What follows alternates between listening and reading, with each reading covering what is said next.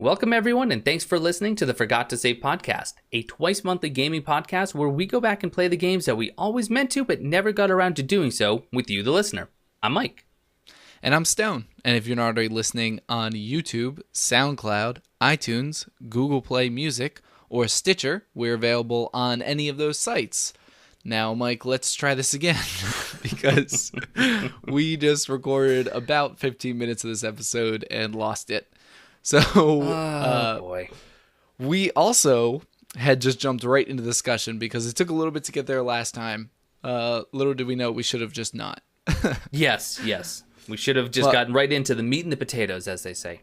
Right. So now we're here at the meat and potatoes, and because we are talking about Titanfall 2 wrap-up, we are going to be talking about spoilers for this game. If you have not yet finished, know that we will be doing so, and the game will be spoiled for you. So, Mike, you had told me you had not exactly finished it, but you were on level 7 of 9. Is that correct? I believe the chapter's called Trial by Fire.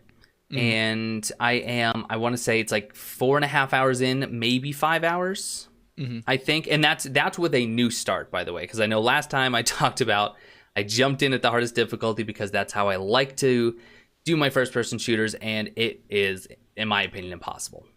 Yeah. Impossible. Yeah. So I gave it one more go. I spent about 20 minutes on that master level difficulty, got nowhere again, and said, I just want to see some of this doggone game. So I bumped it down to normal. In about 4.5 hours, I had 7 out of the 9, or 6 out of the 9 start in the seventh chapter at that point. Yeah, so I guess I didn't hear like how much time you played the first time. But that's why I had to stop the first time. I was playing for a few hours and I'm burning through this. I don't think this game has a lot. So I think last time I stopped at 5. But yeah, I didn't even think about the amount of actual time it took. I just took it by chapter. So you had put in about 5 hours last time, and you have beat it? Yeah. Okay. Yeah. As soon as we finished up the last episode, I was like, all right, got to play some Titanfall story. I was pretty excited to get back to this game, despite what I said last time. But as a heads up, last time I had mentioned some points as to why I disliked it, kind of that it took itself too seriously and that there was kind of a disconnect, a lack of personality with the weapons and stuff. Why don't you go over it again, because we've already talked about it with each other. Sure. But let's tell the folks at home. Well, I'm actually going to talk about something that I just mentioned, and that is the game's difficulty. Okay. And, there are difficulty settings. There's easy all the way up to, I think it's called master, and there's 4, if not 5 different layers. And there is a stark difference in between normal and the highest difficulty. I can at least attest to that. But I will say that there were times, or there have been times, I should say, on normal, that I still was running into some challenge. And one particular moment stands out. It's pretty early on in the game. You have just taken control of BT, who is the Titan that you occasionally pilot in the game, and you just started piloting him, you get into this base, and you have to you're separated, because you have to go and open this one flow control valve and open up this door. So you're once again just running around first person, and you are trying to seek out this control. And then at one point you hit the control, and in like many games, you have to run out the clock. So you have so long, it's just a couple of minutes, it's not super long, but you have to wait for BT to actually kind of catch up with you. And there's an enemy type, and we did talk about this briefly last week because they do appear in the Horde mode. They're called ticks, and these are these little arachnid-looking sentry bots that once they get up to you, they're proximity-based, they then explode, and it does a ton of damage. Even on normal mode, just 2 of these is enough to take you out. I found myself replaying that mission, or that part of the mission, 3 or 4 times. And to me, on normal mode, that's kind of a lot, to be quite honest. And we were having this discussion in the first attempt about, is that an appropriate amount of difficulty? And we kind of both seem to agree that it felt like the balance of the difficulty throughout the game wasn't really there. You would just charge through these long sections with multiple enemies and different enemy types, and it was a cakewalk. But then you run into these small areas where they're trying to force you to, I guess, think strategically. But in reality, it was just, okay, we're going to use somewhat cheap yet effective ways of getting you killed right away when you never even saw it coming. Yeah.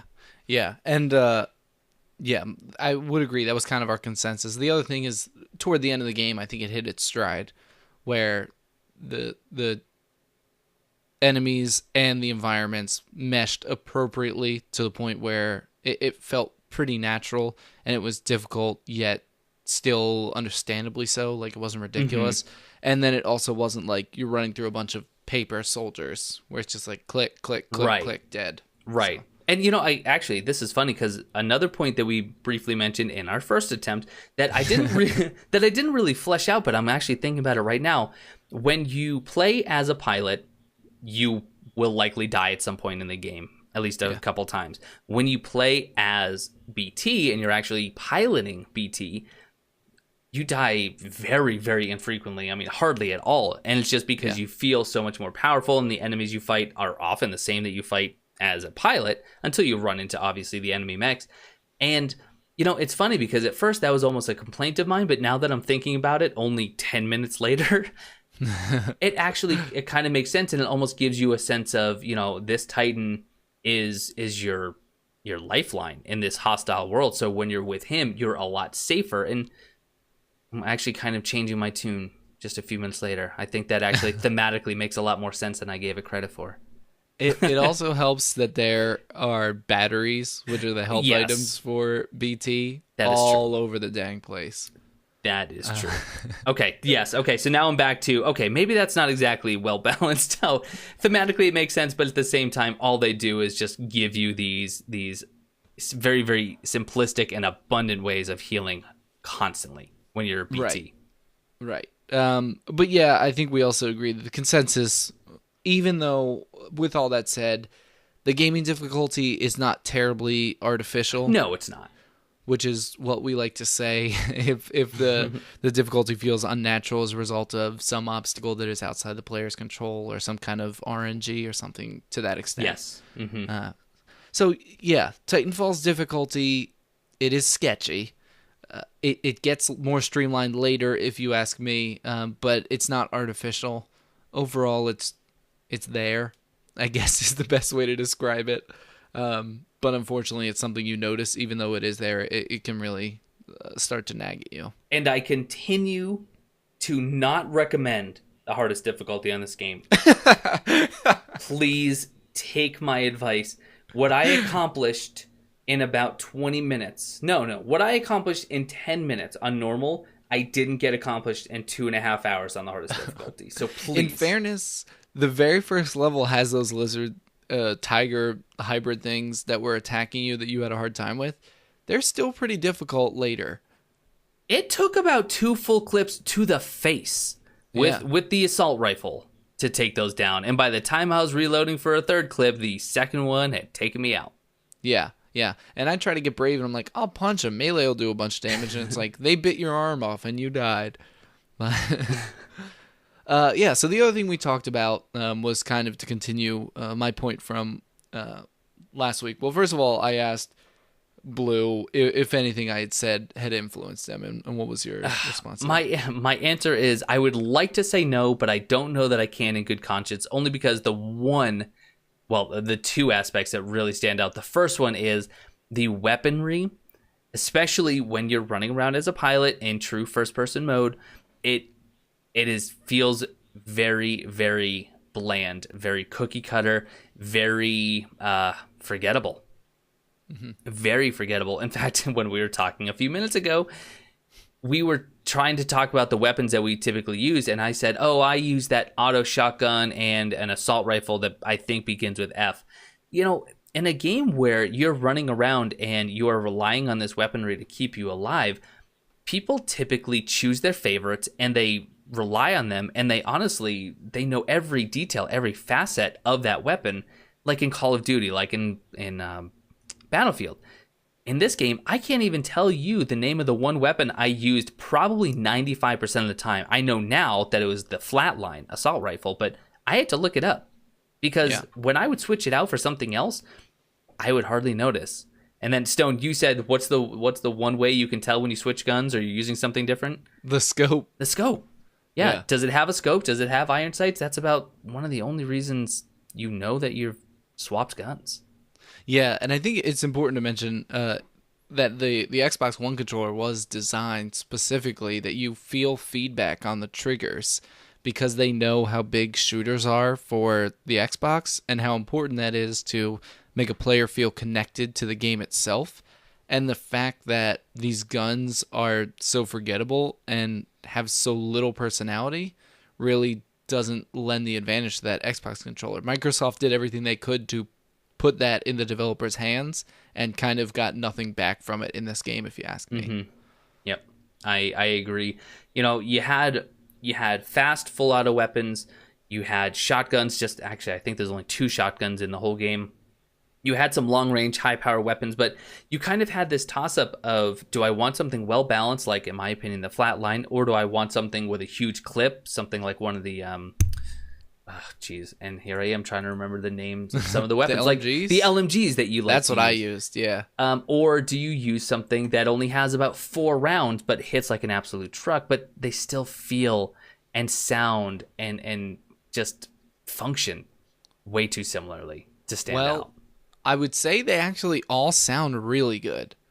I really like the way the weapons sound in this game. I think it had actually phenomenal sound design. But everything else, yes, I think is the names. They try to give names like the Flatline, for example, you were talking about. Mm-hmm. Like, that's a cool name for a gun, but when it's devoid of personality, it's just a word I say. Right. And then like the F201, I think is the assault rifle you're trying to name. I don't know for sure, but I don't care. Yeah. F201 doesn't sound interesting to me. Like Halo has like the Needler, the plasma cannon. Yeah. Like those names, I hear those names, I know exactly what the gun does because I use them. They all have personality. Even the first time playing through Halo, I would use that gun, and then I'd be like, okay, that one was the Needler. Remember that because I like that. That one was a plasma pistol. I didn't think it was super useful, so I'm going to ignore that when I see it from now on. And they gave you like a picture of it in the corner. So those are all things that lent to the gun's personality, and people playing Halo got to feel like Master Chief as a result of that because they felt like they're making the decisions. They are so well-versed in these weapons that, they can make the calls just like a Spartan can. So I think that's a really, really important thing for any FPS to do. And I think Titanfall missed the mark. And I can even remember when I was younger on the 360 playing Call of Duty 4 when it came out at first. I remember like some of those guns I would still use. If I dropped into a Call of Duty 4 game right now, I would put like the P90 as my sidearm because I remember loving that gun. It had a lot of personality to it. So it's important, and it's absent from this game almost. It is. And, I think once we kind of start talking more about the game and especially the story. And by the way, I just kind of want to reiterate, we're going to talk a lot about the campaign. And a lot of you listening might say, but this isn't a campaign game. This is driven by its multiplayer. And yes and no. Yes, Titanfall 1 obviously was 100% multiplayer. Titanfall 2, one of the things that they did differently, and in a pretty, at least substantial way, they added this single player to capitalize on a larger market, but also to say that we're listening. When we look at our fan base, we're listening. You want a campaign mode, we gave you one. And there are some things they did fantastically well. But for a first-person shooter, for a single-player campaign, the weaponry just fell flat. I think it's an example of just going through the motions. Yes. Yep. Absolutely right. Yeah. Absolutely right. And even to that argument, when I was online, I played with the LMG because that's what I liked in the story mode. I leveled up the LMG and I thought, why use any other weapon? I just stuck with what I had. I didn't care to branch out and discover these other guns, and that could be on me. That's fine. Some other players might enjoy it, but I don't know. It works. It's tested. Sure. Why bother? Mm-hmm. So I don't know. I could see why someone would argue, there's diversity. You just have to go out there and try. But why? I tried it in story mode and didn't like it. What's going to change online? That's my take. Right. No, I think that's a good one. So the other topic that you had mentioned last week that I definitely, if I wasn't influenced by, I definitely agreed with, and that is the game tries to take itself far too seriously. Right. far too seriously. So right away, the game starts very dramatic, and we touched on this last week. You know, the individual who's training you kind of off the books, kind of trying to push you in the right direction, he is killed in action, and his dying words are to BT, his Titan, to transfer the piloting capabilities from him to you, Jack Cooper. And so it starts very heavy-handed, and many times, or very rarely, I should say, does it actually lay up. The problem is, as far as character development goes, and I'm going to let you touch on this in just a bit, Stone, there's little to none in most cases. Jack Cooper, the protagonist, the character you play as, we know very little about him, and we don't see him really change other than going from a trainee to this incredible, you know, one shot, one kill type BA pilot. Yeah. And you have the antagonist who, they don't really have a motivation other than money. They're mercenaries. They are guns for hire. They've been paid to do a job, and very clearly they stick to that job. No ifs, ands, or buts about it. And there's not a lot of wiggle room. Now, BT, you had actually said that any character development you saw in this game, you saw it in BT. Right. The only character development I saw in this game was in BT. I mean, a few things about even what you just said. I mean, you mentioned that Jack Cooper is the main character. He's just a character you play as, and he's not the player to me. You know, yes. He's Jack Cooper. I am not Jack Cooper. Mm-hmm. But like with Halo, for example, he's Master Chief, but I'm Master Chief. You know, and I think that's the biggest thing that they miss out on. There's no character development for him at all. As you were the player growing, you were still watching Jack Cooper be Jack Cooper. And yes, the only character development in the game is with BT. And it's so obvious that they're building up BT for you to have a relationship with him, but you are seeing Jack Cooper and BT have a relationship, not the player and BT having a relationship. So even though they're building up this character and this relationship, you don't care. You're not a part of it. I mean, there are probably some people that love BT. He's their favorite character, but he's the only character in this game. He's the only one that changes it all. He's the only one that evolves it all. And you call that a special moment. It was when the first time BT calls you Jack instead of Cooper, which is a big deal. You know, you're finally recognized as BT's pilot, but again, it's not you that's recognized as BT's pilot. It's just Jack. Yep. And that's where the game falls short. But big spoiler here, and Mike, this is a big spoiler for you too. Oh God. Yeah, I know. Brace yourself. I'm sure you couldn't have figured this out because it was no way foreshadowed or hinted at whatsoever. But BT ends up dying. Go figure. No. Yeah. No.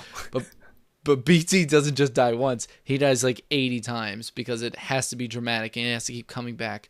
This game suffered from an insane amount of plot armor. It drove me up the wall, the amount of plot armor on it. But yeah, BT ends up dying, and you're supposed to feel connection at that time, but you just don't. You get your "We Are Groot" moment, which I thought was the only really cool goosebumpy movement, but the whole game takes itself too seriously. Mm-hmm. This is an arcade game. I can't stress enough that if this game had just embraced how silly it was or how arcadey it was, then I would have been fine. You just mentioned that the main antagonists were a group of mercenaries. Yes, those are the ones you deal with face to face, but there's a greater story in the background where you're part of a militia and you are attacking one of their, I think they're called the Federation. I could just be confusing with Gundam because they actually have a story. But yeah, you're attacking one of the Federation planets and they're trying to wipe you out. And then somehow they are also trying to wipe out the entirety of all the militia planets with a weapon that is located on their planet and they just haven't found yet, or something silly like that. Like, that in itself is so ridiculous. Just make it a ridiculous game, and everyone, like, I would have been happy with it. Don't pretend that you're something you're not. Right. Because it feels disingenuous. It feels fake. It feels like, I don't know, it's fan fiction maybe, you know? And, you know, you have a movie, Pacific Rim, which is essentially Titanfall 2 on the big screen. And that movie knew that people want to see people piloting giant robots beating up other giant things. That's what we want to see. That's what we want to play as, and that we didn't get enough of. Yeah, I mean, Pacific Rim was a love letter to like anime and all the kaiju. Yes. And it knew that it was ridiculous, so it treated itself as such, and that's why Pacific Rim is good. The acting in Pacific Rim isn't good, but I still consider Pacific Rim a really good movie. Because it knew what it was and it didn't stray. It knew exactly. It was the Power Rangers, and the Power Rangers are awesome, self-contained for the Power Rangers. Right. You know, nobody's comparing Power Rangers to Citizen Kane because it knows how ridiculous it is. Right. Yeah. So I will say I did, because I didn't get to finish in time, I did read about the ending, and I actually watched the ending clip. Now, did you watch after the credits?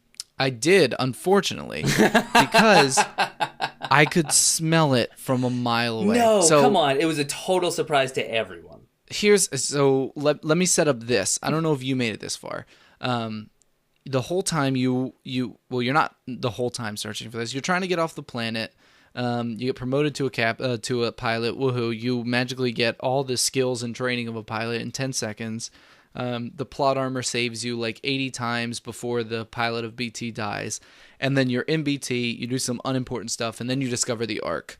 And there was time travel somewhere in there. Yes. But But you discover the Ark, which is this big super weapon somehow, or a generator for a super weapon. I'm not exactly sure. Do you know?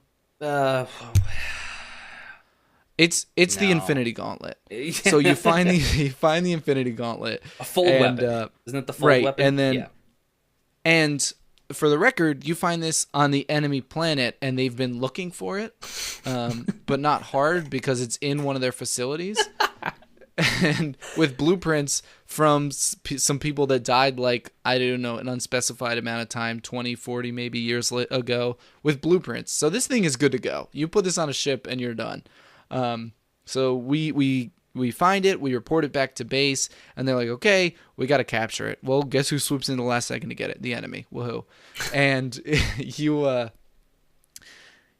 they steal it, you track it down, it's in a super weapon, it's Starkiller base, it's targeting, all the Galactic Council or whatever, all the militia planets, and you go to stop it at the last second. You are on a ship, you grab the arc reactor, you shove it into BT, and the ship is exploding and BT is damaged. So this is where you get your Guardians of the Galaxy spoiler, your We Are Groot moment, where the ship is going down, so BT, huddles around you, and he's like, saving the pilot is the priority. My life means nothing.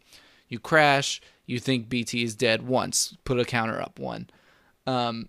You wake up. BT is strung up. He's missing most all of his parts. He just has like an arm, and he's hanging from like what they use to haul up engine blocks from mechanics. Yeah. And they're interrogating you, and they're like, well, this BT won't open, so I'm going to threaten his pilot. Then they threaten the pilot, and surprise, surprise, he opens up and reveals the core. So they take the core from him, and they blow them up. Who knew they weren't good guys? I didn't. And then, as BT's dying, he's like, well, I'm going to die now, Cooper. Take my brain. So you take his brain, but you don't know it's his brain. You just get a shiny thing, and then you get the one-shot kill weapon, which is actually awesome. Did you play that part? I did not get that far. Okay, so you get a weapon that's a pistol, and it fills the whole screen. And as you walk, it auto-targets everything, and you press R, and it kills everything on the screen with a red dot. Oh, jeez. So it's actually a lot of fun, because then it becomes like Mirror's Edge platforming, and that's like a fun puzzle part. Okay. But don't let it detract you from how bad this story is. So so you get this like glowing orb with the gun, and you don't exactly know what it is. You were just kind of told like this is a survival kit. And it's cool because you pull off the canister that is BT's face, and inside of it is like a gun and that knife you used to hack it, and then that glowing orb, which is his eye, is what you're carrying around. So you get to the end of this base, and then they drop another Titan for you, but the orb in the middle is empty, so you screw in BT's old face, and surprise, BT's alive and well. Mm-hmm. So you go, and you are trying to, attack them again with their super weapon, and when you go to shut it down for the final moment, surprise, surprise, BT ejects you and sacrifices himself. Right. I didn't see it coming. I absolutely didn't. So you end the game, and it's like, oh, Jack Cooper, the greatest soldier that ever lived. Thanks for helping us out. Let's fly back home. And then you go back home, and then it shows your helmet in the dock, and it lights up for a moment. And it's like, oh, BT's going to come back. So it's just everything in that was so predictable fan fiction. I don't care about writing the story, Right. but I'm going to take it way more seriously than it should be. You know, I don't know if you could tell I had a lot of issues with it. Yeah, no, absolutely. And, you know, I didn't get to finish the game. I still really want to, and I intend to. I only have about, I don't know, maybe an hour and a half left or so. So I would like to, but there are some standout moments. And you know, love it or hate it, I actually really enjoyed it. I thought some of the time travel aspects, especially from like a puzzle perspective, I thought some of it was really fun. And I thought it was an interesting way of tying in like flashbacks and current gaming without actually forcing flashbacks down your throat. You got to see what it was like, but at the same time, you were still playing your same character, and it was seamless, which I really enjoyed the seamless aspect of it. So playing that part reminded me of Portals, and I love that. But playing that part reminded me how bad the story is and how serious it was taking it, and I hated that. Why add time travel and try to make the story super serious when you could just make that a great puzzle solving, like platforming, like first person shooter level? That was Portals, and it was a great level, but is really, really ruined by the terrible cookie cutter story they tried to throw into it. Sure. So that was my beef with that. Yep. And I can agree to that. And while it was a fun mechanic and I did enjoy my time with it, it almost didn't feel like I was playing the same game. Right. You know, I think they could almost make a mini game out of it with some other shoehorn character and story. Where will they ever come up with one of those? And actually, I said this in our first recording, but Cooper is voiced by Matt Mercer, who I really like. Yes. He's a voice actor. I met him at MagFest, which you now know. And I think he's super cool. So I really wanted to like this character because he voiced him, and I just could not. And that broke my heart. But it's not for a lack of me trying to get into the story. But after levels and levels of it taking itself too seriously and failing, like my heart was no longer in the story. The game itself was great. There were some really standout, fantastic levels, like the one where you're going through the factory and it's building those homes as you're playing through it. You remember that one? Yep. Yeah, the prefab homes, yeah. Fantastic use of cover, fantastic use of puzzle solving, great use of all of your maneuvering. Enemy placement was decent. There were, again, too many of those ticks that you didn't see coming on you until they exploded. But they had some really fantastic levels designs like that. The time travel one was cool because, again, it's like Portal. You pop in, pop out. Yeah. And you had to react a little bit more quickly than you would in the standard FPS levels. You got to the one where you had to reposition the satellite. Mm-hmm. That was really Mirror's Edge in that, you adjust those cranes so you can, make a chain of how to go through to solve the end of the level. Stuff like that was where the game shone so brightly. Right. And then it was struck down so quickly by its very poor story. Mm-hmm. And for a game that's only about 6 hours long, you can't afford to have that many misses. Right. If we had just played this game for 20 hours, then at the end, we could say, wow, that story, it actually really had some great moments to it. Then you can say, oh, but it did have this shortcoming, this one. But for a 6-hour game, you need to be all go. Right. You really can't have those downtimes. Now, one thing I will say, and this is kind of segueing into another area, but still ties in for me, it's the way the game looked, its actual presentation. I remember when I first started playing, we're playing on Xbox One, so we have console graphics, we don't have the PC. Right. But I was blown away. When I first was on that planet and I started seeing these creatures and just the landscape, the water, I thought it looked really, really good. I did not have that same thought again in that game after that first set piece was over. Mm-hmm. And did you notice that? Like the interior just... They weren't terrible, don't get me wrong. I'm not saying they were bad graphics, but nothing stood out after that moment. Yeah, that's actually what I was thinking. When you're inside, no, nothing at all. when you're outside, like when I was just mentioning with the cranes, it's like, oh, look how vast and beautiful this world can be. Sure. And that's also upsetting because I know I keep comparing it to Halo, and maybe it's unjust, but Halo 4 was one of the most beautiful games. It was the best looking game on Xbox 360. And they nailed a lot of the like transitional lighting from like inside to outside and just giving these ships and everything that you're in personality. And when you have that kind of blueprint of FPS games that came before this one that you can build off of, especially in the sci-fi genre, then why turn away from the things they did right? Right. And like you said, when you're inside, every base looked the same to me. Yes. If you showed me a screenshot, and if it wasn't one particular puzzle element, just like of a level, I could not tell you what level that one came from.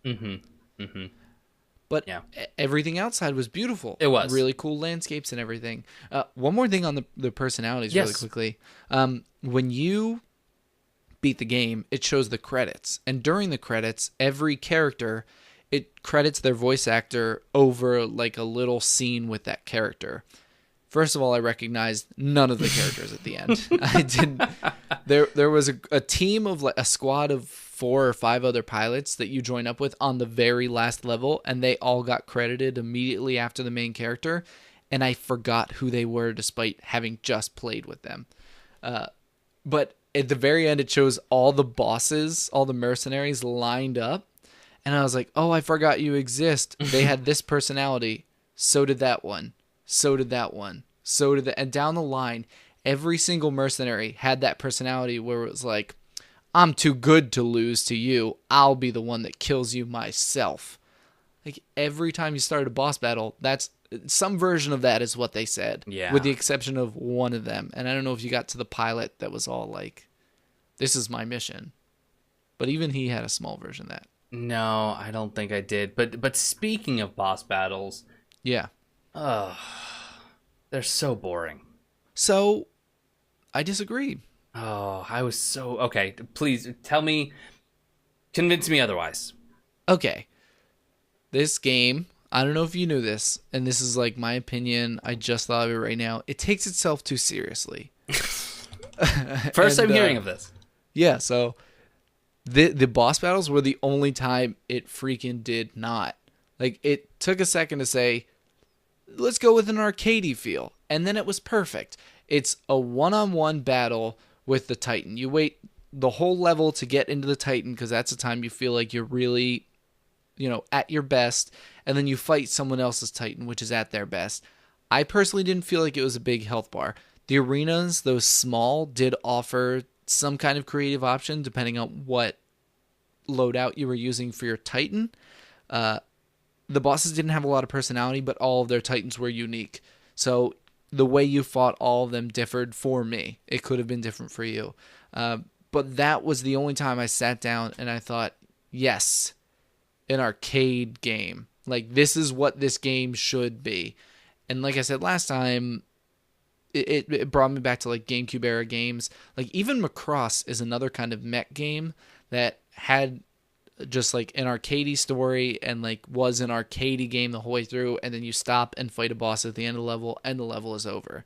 So I feel like during the boss fights, this is the only time where the game was what it should be. But I don't know. And that's fine. I'm glad that was your experience. I think I only actually fought 2 because the other ones are pretty closer to the end. Like I fought Kane, or maybe I fought 3. I fought Kane, I fought Ash, and Richter. You should have fought that fire guy. Was Richter was a fun fight. After you position the satellite and he drops outside of your base, that was really fun. There was a lot of cover, and you start with the high ground, which was cool. But if you went out after him, he was the one with a sword, I think. Yes. Yeah. So if he tried to bait you out and you tried to stay away, so that was cool in my opinion. And I don't know. Maybe I'm being too hard on it. Maybe I'm used to too many games that have really incredible. I'm rubbing off on you, I think. I'm rubbing off on you, I think. Oh, maybe. But maybe I'm just expecting too much from boss battles given the games that I typically play. It just kind of felt, I don't know. It felt like it was a slightly souped up version of the Titans I had been fighting leading up to that encounter.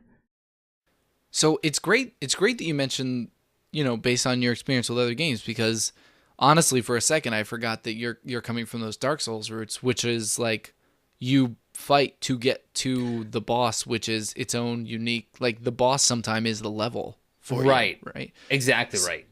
And I'm coming from the mindset that's like Star Fox 64. Like the boss is the challenge at the end of the level using what skills you've acquired through the level. So maybe that's true, yeah. That's where our difference is coming from, because like this is a mech game, so I treat it like similar games that I've had experience with. Mega Man's, Star Fox. Mega Man definitely comes to mind as far as what you would have played that would have influenced, the way you see this. And I can definitely see that previous experience coming to play on both of our parts. That's a good point. Yeah, it's a good thing you brought that up, because that completely slipped my mind. That's a great way to like understand. See, if you take a second to get to know someone, you can understand their point of view. Maybe we should just stop for a moment, stop recording, and just, I don't know, go grab a coffee, you and I. We'll meet halfway. What is that? 14, 15 hours each? Yeah, about 800 miles, probably somewhere in eastern Kansas. This better be a good coffee shop. Because I'm not going to Kansas for anything. I won't go to Kansas. Honestly, no. Our drive to Kansas would probably have a better story than this game. And here's what bothers me. So many people talked it up because fans of Titanfall got their story, and they probably loved it. True. And they deserve to have it. Mm-hmm. This game's multiplayer is phenomenal, but its story is half-baked at best. I really think if they just left it in the oven for a little bit longer, it could have been something really good, but they didn't. And instead, this is what we got. And it's hard to find silver lining in it. If it would have just been the platforming and puzzle solving, the coolest bits of those few levels we mentioned, and even in the later levels, it all became that. So they got really, really good the last 2 levels, which you haven't played yet. Right, I haven't played. But they're like, okay, the story is resolved, quote unquote, so do the puzzle solving. And that's where it got fun. But it stinks that it took so long to get there. And if there's a Titanfall 3, honestly, I don't see myself getting it until it's in the bargain bin. Yeah. Which, given the track record of Titanfall 2, and something that I kind of want to wait and close out our discussion on Titanfall 2 with the idea of price and value. But if it's anything like Titanfall 2, it won't take long for them to get there. Right, it'll launch out of the bargain bin. Midnight release, and they just push a bin up to the front. Oh, that's sad. It's scattered through like all the 6-year-old Maddens you have to go through for Titanfall. That and copies of Cory in the House. No Man's Sky. Boom! Give it one final shot in the grave. I have a feeling, I'm not going to lie, I truly believe that one day, 1 month, we are going to be playing No Man's Sky for this podcast. I'm so resistant to it. I know. I think it's going to happen. Because they don't deserve a second chance. I heard the update's good. A story for another time, though. But that's why we're going to buy it, used or don't from say it. Some guy on Craigslist. Who, his name is Sean Murray. What? What? Sean? Hey, guys, it's me again. Because he takes off his mask and he's just Peter Molyneux. I knew it. Hey, I was talking about making Cube sequel. What do you guys think? You guys heard of Godus? Imagine this premise. This is God, Godus. I'm sure there are some people that have no idea what we're talking about. If you don't, Peter Molyneux is essentially gaming's biggest con man, but that's another discussion. That's a lot of other discussions right there. Anyway, where were we? We were talking about Titanfall 2, talking about if they made Titanfall 3. I do agree. At Titanfall 3, I would be curious to see what they did with it. I think overall, it's a really fun game. It's a polished game, if nothing else. The free running feels really good. The gunplay feels pretty decent. I like the fact that once I started to get fluid, oh my gosh, you could fly across such large expanses because of the wall running and the grapple mechanic and the double jump, and you can just tie them all together indefinitely. And it just felt so good. But like you said, they gave a story that Titanfall fans would enjoy. I think many of them probably did based on the glowing user reviews that you can find out there. But for people who went in there like you and I, expecting a lot more and expecting this solid first person single player experience, it didn't work. Right. It didn't work. Whatever Halo's one of my favorite franchise of games, and whatever the worst Halo is still better than this story to me. Yeah. But you were just talking about the fluidity of the game. Yes. And one thing I want to bring up, did you ever at any time playing the game second guess any of the controls? No. Yeah, neither did No, I. I didn't. I never had to think about the controls. I really think they were set up so well that it was second nature to you. And that is something I don't really think we should gloss over. It's really good. But conversely, it disconnects you from the game one other way. I was sitting there playing the game, trying to play through the story, and I try to pay attention to all the elements. So I used the game volume a little bit higher. I was enjoying the gun sounds, but as far as sounds goes, the music was not good, to the point where my girlfriend was watching me play this, and she said out loud, "This music is bad." So it's always like with this game, it's like it's a lot of really big steps up and then like a ton of small steps backwards, and you're at a net negative almost every time. But if there's anything to save this, and if I'm moving on too fast, stop me. No, but sure. if there's anything to save this, it's the multiplayer. This game's multiplayer is really, honestly phenomenal. And this game's multiplayer is the reason for $20 that I would recommend it to somebody. And you want to talk about value, we'll talk about that in a little bit. But there's a lot of free content offered for this. Everything you pay for in this game, you're paying for microtransactions. You're not paying for any paywalled content. It's all skins. You're not missing out anything playing this game for free, unless I missed something. Mike, is that true? No, absolutely true. Absolutely true, without a doubt. Including a new game mode that we played, this far after launch. It launched in October. We're just now got the last piece of free DLC for it. They didn't plan on making any other DLC. I'm not saying free DLC because there's going to be expansion or anything, but we got a completely free game mode that is really well fleshed out, really well balanced, and really seriously fun. Mm-hmm. Yes. Yeah. A lot of fun. And honestly, I don't know how much work goes into game development. I can't pretend, but a fairly substantial free update. Yeah. Yeah. I mean, substantial, I think, is even an understatement. I wouldn't say that they added a lot of content as far as like new weapons and stuff goes, but this gaming mode is full enough that I would purchase this game to play this with a few friends. Yeah, I really enjoyed that I get to cooperate with them. And then if we want, we could take the same party and say, all right, let's do some versus mode and pop right over to competitive in the same lobby. It's a ton of fun, and every ounce of progress you make in one transitions over to the other. All the weapon upgrades and everything I got in Frontier goes into the versus mode, and vice versa. I did play a few versus matches, and I use the same loadout both ways. So PvE, PvP, it both works the same. Whatever weapons you want to use, great. Yeah. So I think, I think they get full marks for their multiplayer mode.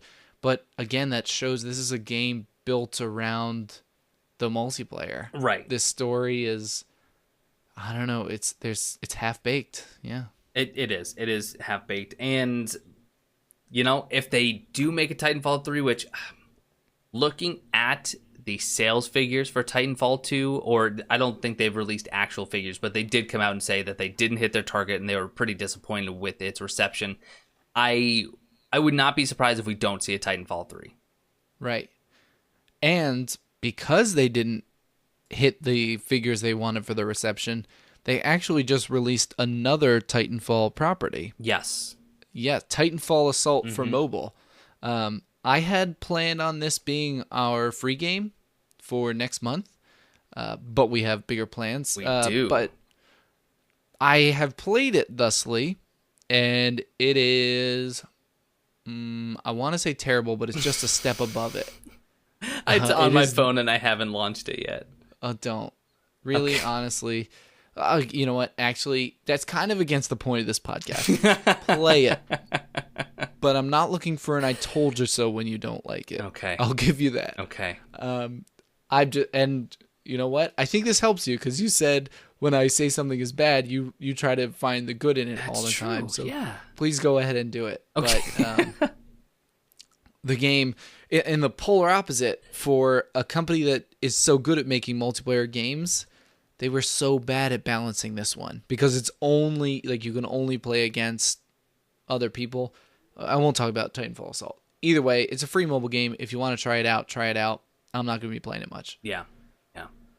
But yeah, as a result, I mean they've relied really heavily on microtransactions to make their income. That is obvious in Titanfall 2, but it's never shoved down your throat. That is strictly extra.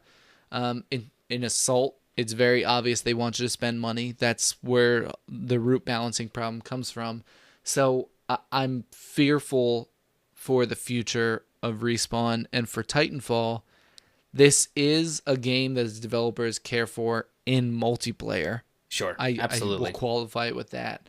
But I'm fearful for any true sequel to Titanfall 2. And even if there is one, I don't know if I'll care.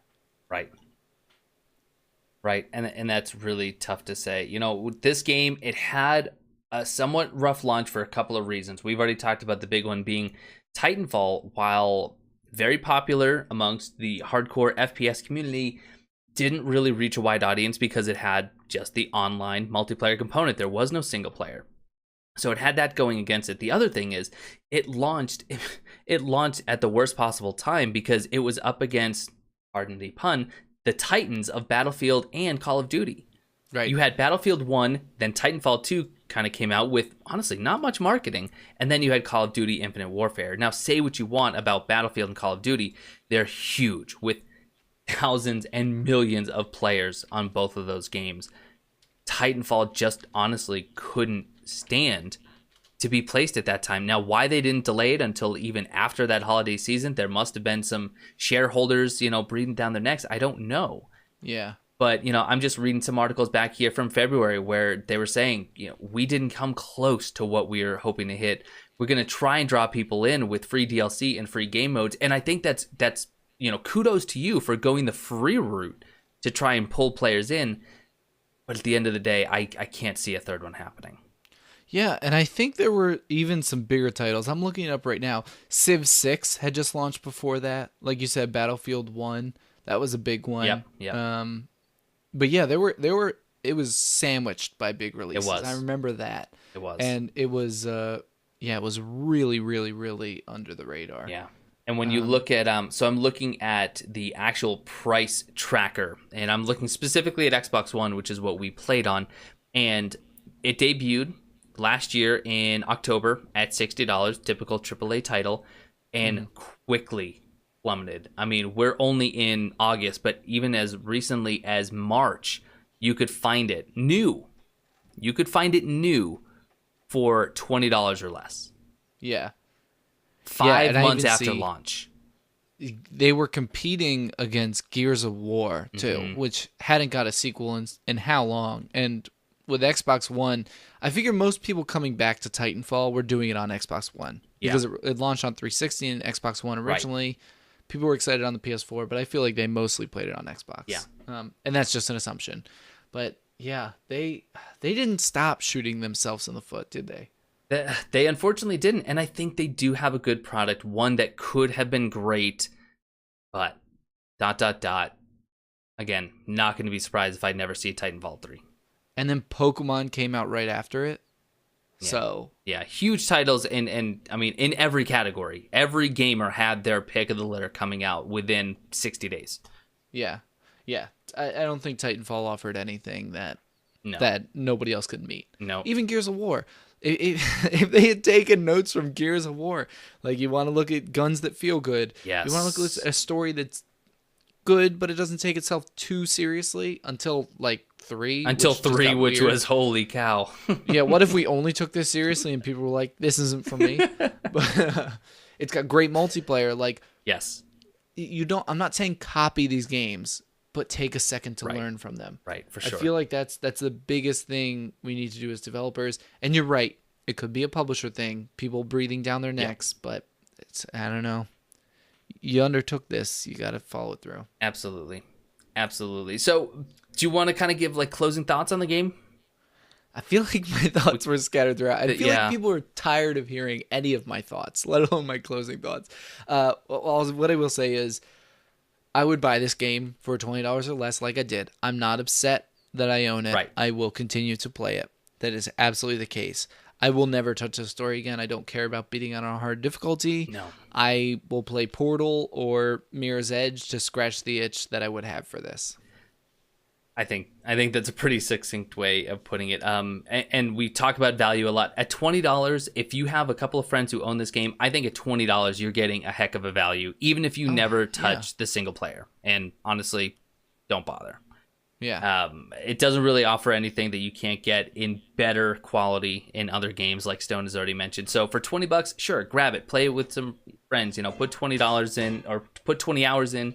Never touch it again, and I think you got your money's worth. Other than that, if you're looking for a single-player experience, even a mecha experience, either keep waiting, because I know that there's some coming down the pipeline, or go grab yourself Hawken, or one of the old, what was the old from Armored Core? Find yourself some Armored Core. Armored Core 4 is the best. Yeah. Which we're getting another one eventually. We're getting another Armored Core from FromSoft eventually, but let's dig out our 360s and play Armored Core 4 next month. But speaking of next month, because you put a bow on that, I think that's that. Let's talk about next month. We have big plans. We do. That we formulated literally right before. Shh. Hey. Shh. Before, because we lost our audio. That's why. Not because we waited to the last second for anything. Big game coming. I think maybe like the biggest deal game we've played so far. I think so.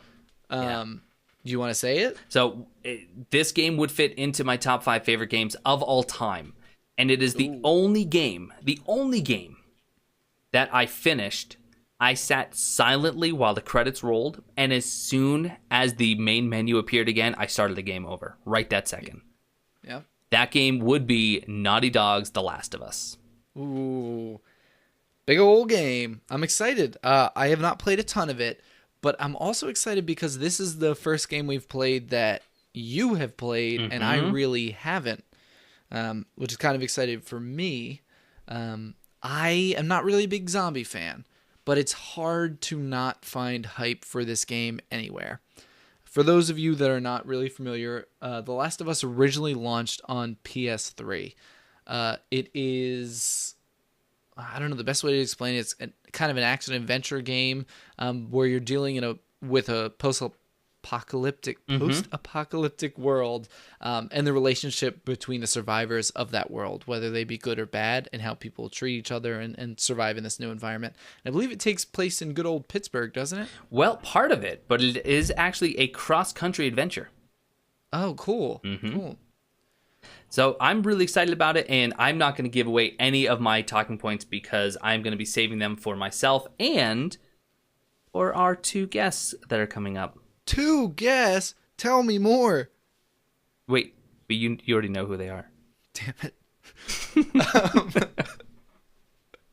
Yes, we're going to have 2 guests, and not just like 1 guest for one episode and 1 for another. No, 2 real people that we only paid a little bit each to come onto the show and talk about The Last of Us and our free game. So they will be here for the entire next month, and you will see who they are next episode. We're not giving it away yet, but you can look forward to hearing that new episode on September the 1st. And I'm really excited because just to kind of give you even more reason to tune into that episode. So there'll be 4 of us all having played or in the midst of playing The Last of Us. 2 of us have played it and are in love with the game. 2 have played a little bit of it, and for one reason or another, within the first hour or so, put the game down and never got back to it. So I think we're going to have some really, really good discussion about it. Yeah.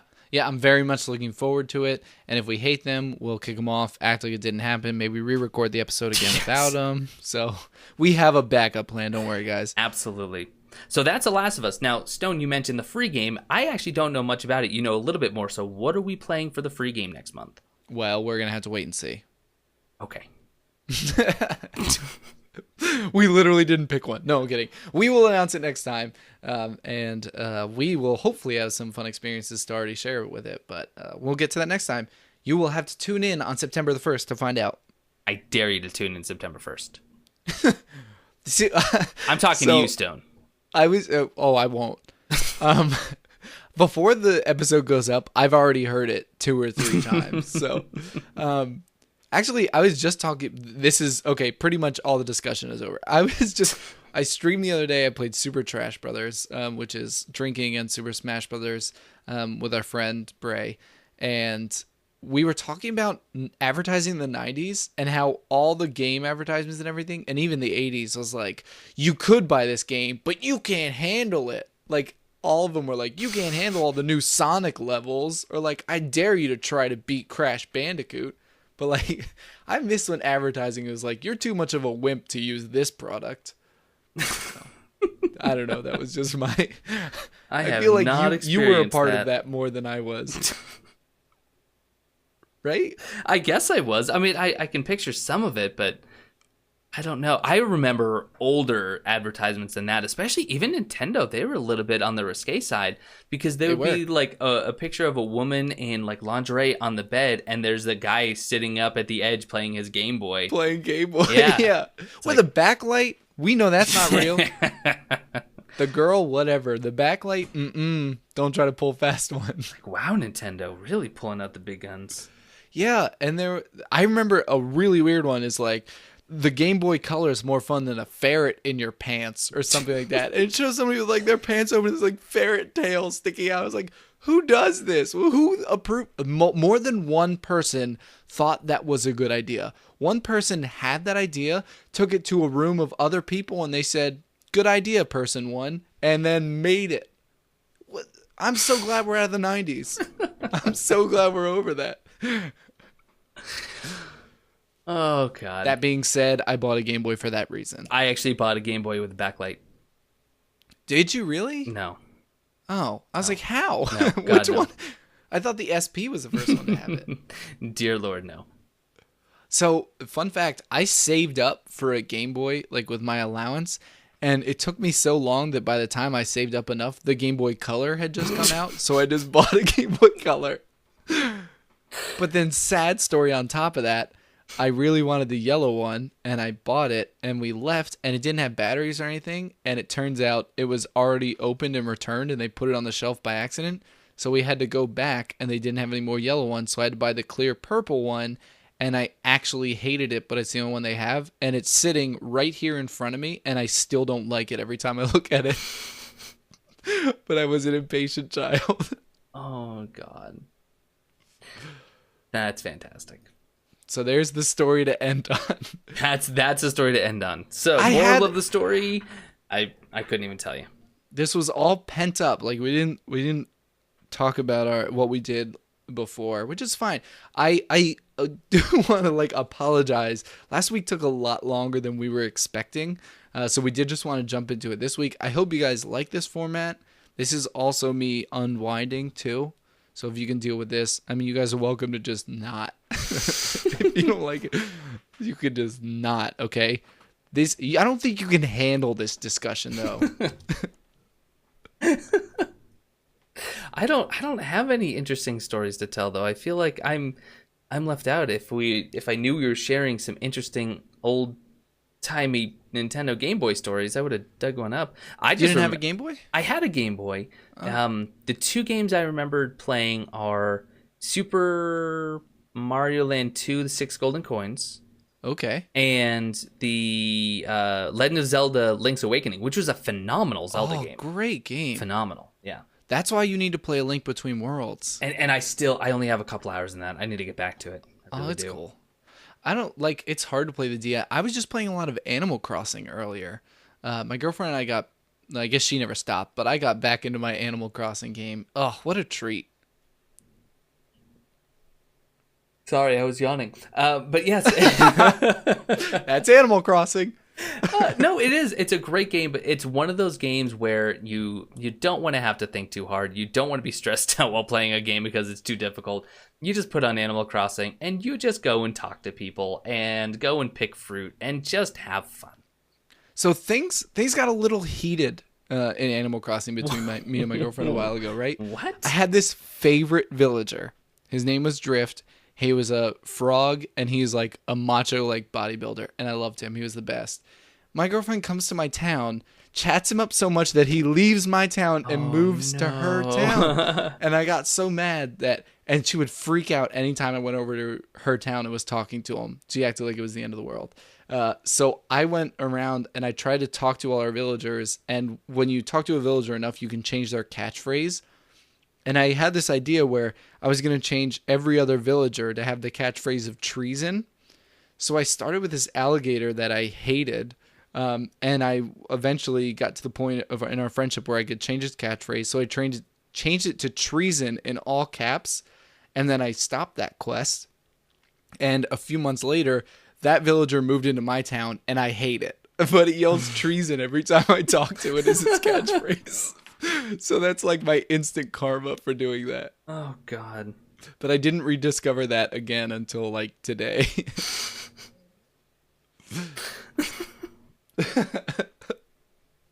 But Animal Crossing is such a great game. It's really just... I'm excited for this mobile Animal Crossing. I've definitely had fun with it. I just... I have to really be in a very specific mood to play it. And once I get a new Harvest Moon going, I'm probably going to forget that Animal Crossing exists. Harvest Moon? You got one? No. Like when I get a new iteration, which at this point is probably never. I mean, save it for Stardew. Well, true. I am waiting on that as well. Once co-op hits, I imagine we're going to be playing that quite a bit. Oh, I just kickstarted this game that's like Harvest Moon and Rune Factory. I forget what it is. I'll send you the link later. This isn't the place for it. Either way, yeah, I don't know. If there's nothing else to say, that is Titanfall, and be excited for The Last of Us. It is nothing like Animal Crossing. It is not. It is not, actually. But as different as it gets. I'm super psyched for it. So we are going to probably have a little bit of fluff at the beginning of the next episode to introduce our guests, but we are very excited for you to see them. We're very excited for the discussion to take place. Blue, thank you so much for the discussion today. Always a pleasure. And as always, this has been the Forgot to Save podcast. Thank you so much for listening. I've been Stone. And I've been Mike. And we will see you on September 1st with 2 shiny new guests. Can't wait. Bye. Bye.